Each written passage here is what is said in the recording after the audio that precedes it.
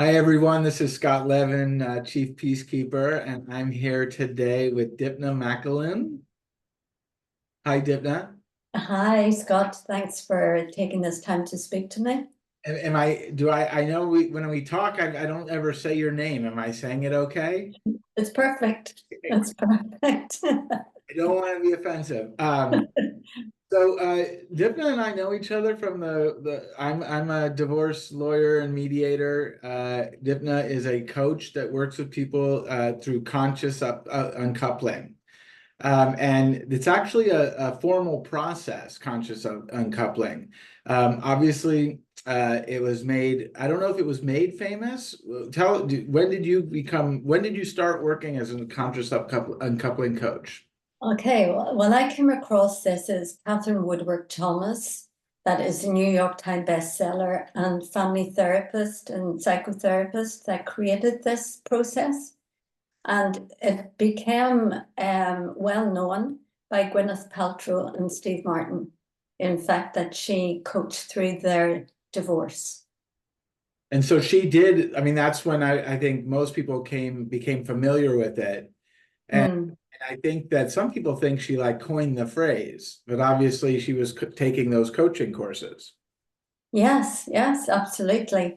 But that's the beauty of Gwyneth Paltrow. She can bring it out into the world for everybody.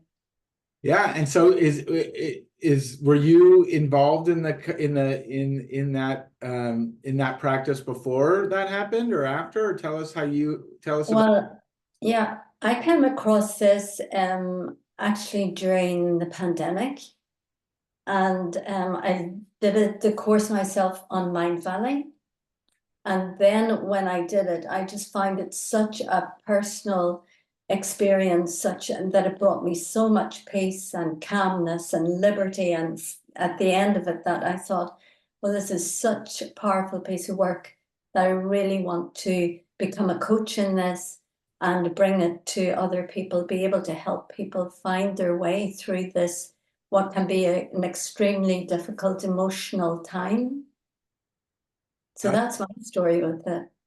And I know when we've spoken in the past, one of the things I really not enjoyed, I guess, but I like remember from our conversations is that you've mentioned to me that like part of this is to come to the reckoning or realization that playing the blame game isn't necessarily a productive path. And it's oftentimes something I hear, it's her fault, it's his fault, it's their fault, whatever you're calling it. But when we spoke last, I remember you saying that like, one of the outcomes of this is to get, kind of put those sort of feelings aside and kind of focus more on really what's going on. Talk to us about that. Yeah, absolutely. Conscious uncoupling is really about avoiding shame and blame because there's no growth in that. We can't go forward from that perspective. So it's accepting that we're two of us in the relationship and that we each have our responsibility in it. And when we look at our responsibility from a place of different understanding, that's where the key is to be able to find solutions. Because when we're in blame and shame, we're not hearing anything. We're not, but then we're completely closed to any possible pathway of going to the future and finding solutions. So talk to us about, it's a 5-step, I think there's a couple variations, right? But what the core or the main plan, or I don't know what you would call it, is it a 5-step process? Yeah, it's a 5-step process. It's a roadmap to take us a very well thought out roadmap to take the person from a place of chaos and pain and yeah, like extreme pain to getting to a place of finding calmness. We start being able to settle the emotions and get the freedom from the emotions, and then to practice to reclaim our power and our life and to break the patterns that we've established in the relationship. And those are patterns of where we're centered in ourselves. Where we're centered in ourselves, then that's how we react with life and with others. So that's how we create the situation. And that's really where the key is, to being able to change things. And then sorry. Please go ahead. And then that we move on to being able to create a happy even after life.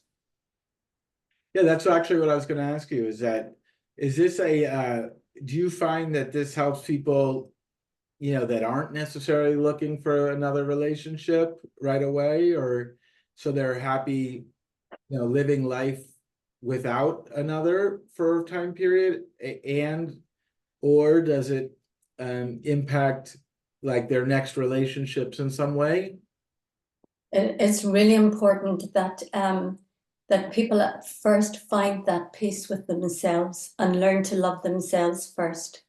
Because if we haven't gone through that process, we can repeat the same patterns. Because we see that now first marriages, 50% of them end in divorce. A second marriage is 63, and a third marriage is 74. So it shows if we haven't taken that time to understand, to heal, and to be more aware, we could repeat the same patterns. And it can be a wise thing for a person to spend some time really finding themselves first and be very sure about the type of relationship that they want to create after.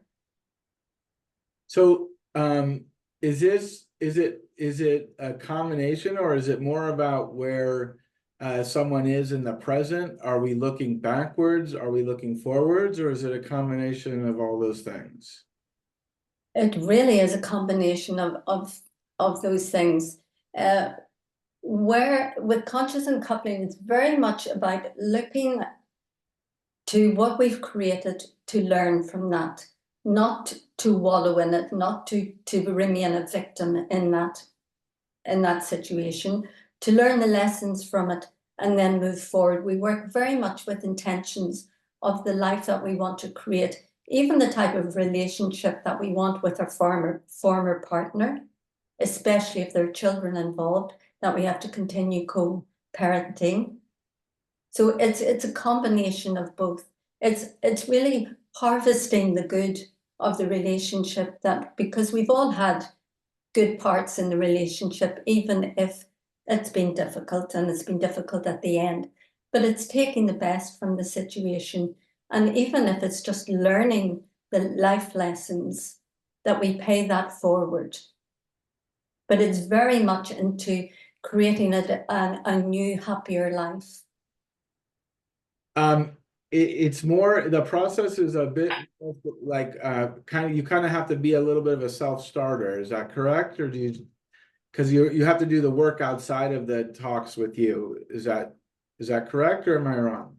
Well, there is the part of it where you work with the book, Katherine's book, which I have here, in fact. And that we use that as a basis, that the client will come, work through the book, prepare each chapter, that it's a time for reflection and introspection. So there is that aspect of, this is a serious business. You want to get this done. You want to do this right. And Katherine has spent a lot of time on this, and there's a lot of wisdom in the book. It gives you time for reflection. And then in the sessions with me, we dive deeper into that and explore it. I help pull it out a little. It's like matted hair, that we start to undo the matted hair. So it's something that what you just said was really interesting to me. You think it has a very positive impact on the co-parenting relationship? Absolutely. Absolutely, because this is keeping it in mind, and that is really using that as Northern Star.